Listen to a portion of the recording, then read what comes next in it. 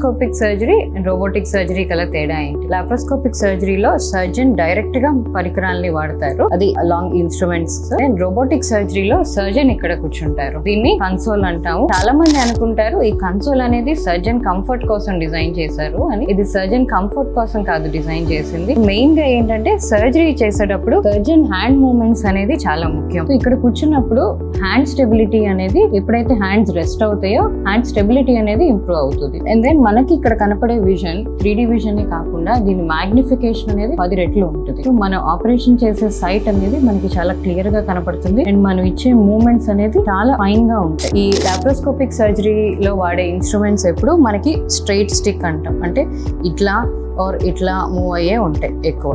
And ఈ robotic instruments ఎలా ఉంటాయి అంటే దాని టిప్పు ఇట్లా. సో ఈ మూమెంట్ 360 degrees మూమెంట్ ఉంటుంది. మనకి ఎలా అయితే ఓపెన్ సర్జరీలో మన హ్యాండ్ మూమెంట్స్ ఉంటాయో అట్లా ఎగ్జాక్ట్ గా ఈ సర్జరీలో మనం చేయొచ్చు. ఈ అన్ని అడ్వాంటేజెస్ తో ఎప్పుడు బ్లడ్ లాస్ అనేది 50 నుంచి 70% తక్కువ ఉంటుంది రోబోటిక్ సర్జరీస్.